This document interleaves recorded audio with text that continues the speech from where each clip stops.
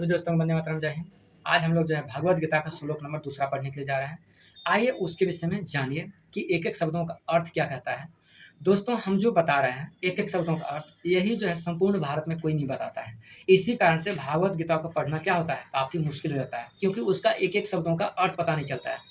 बहुत सारे नेट पर ऐसे लोग सब आए हुए हैं, जो कि पूरा-पूरा जो है श्लोक छाप देते हैं और पूरा-पूरा जो है उसका भावार्थ पढ़ के निकल जाते हैं, लेकिन उनका शब्दों का अर्थ नहीं बताते हैं। शब्दों का अर्थ नहीं बताने के कारण जो है भागवत गीता को पढ़ने में काफ़ी कठिनाइयाँ होती हैं। आइए तो उन कठिनाइयों का हम मद्देनज़र रखते हुए हम इसका जो है एक-एक शब्दों का यथासंभव हम इसका अर्थ बताने का प्रयास करते हैं। आइए मेरे साथ जुड़िए और जो है मेरा चैनल को सब्सक्राइब कीजिए, लाइक कीजिए, शेयर कीजिए और जो है कमेंट में भी बताइए क्या कमियाँ रह गई हैं। आइए दोस्तों पढ़ते हैं। कुत्स्वा कुशलमिन्दं विस्मे सम उपस्थितम् अनार्यजुष्टं स्वर्गम कृति कर अर्जुनम। क्या कहता है, हे अर्जुन, कुत्स्वा किस कारण से, कुशलमिन्दम कायरता का भाव, विस्मे विषम परिस्थिति में, सम उपस्थितम तुम्हारे अंदर आ गया है। अनार्य, अनार्य यारी मतलब क्या होता है, श्रेष्ठ। अनार्य मतलब होता है अश्रेष्ठ, जो कि श्रेष्ठ नहीं है। जुष्ट मतलब वीर, वीरों का श्रेष्ठ गुण नहीं है। स्वर्गम, जो स्वर्ग को भी धारण नहीं करता है। कृति, जो कि कृति को भी धारण नहीं करता है। हे अर्जुन, किस कारण से तुम्हारे में कायरता का भाव आ गया है, जो कि रणभूमि में ऐसा भाव उत्पन्न नहीं होना चाहिए, जो कि वीरों के लिए खतरनाक है।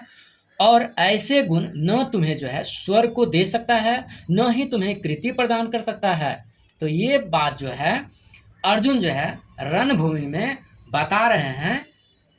कृष्ण भगवान जो है रणभूमि में अर्जुन को बता रहे हैं। आइए इसका जो है भावार्थ देखें।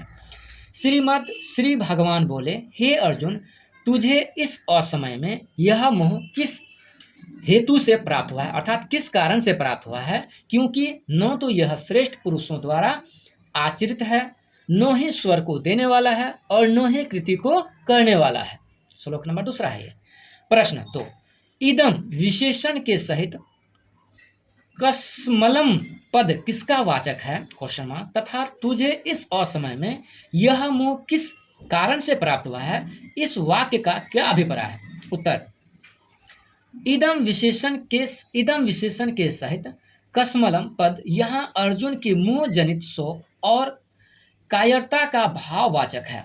उपर्युक्त वाक्य से भगवान ने अर्जुन को डांटते हुए उनसे आश्चर्य के साथ यह पूछा कि इस विषम स्थल में, अर्थात युद्ध भूमि में, तुम्हारे में कायरता का भाव और शोक का भाव सर्वथा अनुपयुक्त रण स्थलों में, मतलब कि युद्ध की भूमि में, ठीक युद्ध आरंभ के अवसर पर बड़े बड़े महारथियों के सहज ही पराजित कर देने वाले क्षमता रखने वाले अर्जुन, तुम सरीखे शूरवीर में जिसकी जरा भी संभावना न थी, ऐसे अर्जुन में कहाँ से आ गया। प्रश्न दूसरा नंबर, उपयुक्त मोह अर्थात कातर भाव, कायरता का भाव को अनार्य, जुष्ट, अस्वर्ग, अकृतिकार कहने का क्या भाव है।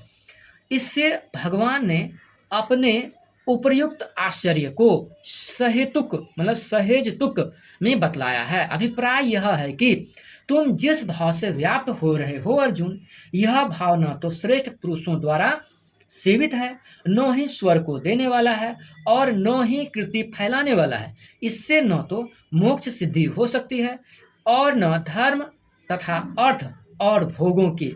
ऐसी अवस्था में बुद्धिमान होते हुए भी तुमने इस मोह को कौन से भाव से स्वीकार कर लिया है। संक्षेप में यही बता रहे थे कृष्ण भगवान अर्जुन को कि तुम एक बलवान पुरुष हो। बलवान पुरुष में युद्ध आरंभ के पहले ये सारे भाव नहीं आना चाहिए, अर्थात कायरता के भाव नहीं आना चाहिए, विषादग्रस्त नहीं होने चाहिए, शोक का भाव नहीं होना चाहिए, करुणा का भाव नहीं होना चाहिए। अगर ये सभी भाव आएंगे तो तुम्हारे युद्ध में क्या हो जाएंगे, हार हो जाएंगे। दोस्तों, जो भी सुन रहे हैं मेरा चैनल को लाइक शेयर सब्सक्राइब करें। जो भी कमियां रह जा रही है या अच्छे हो जा रहे हैं तो उन चीज़ों को आपको कमेंट सेक्शन में जाकर बताने हैं। धन्यवाद।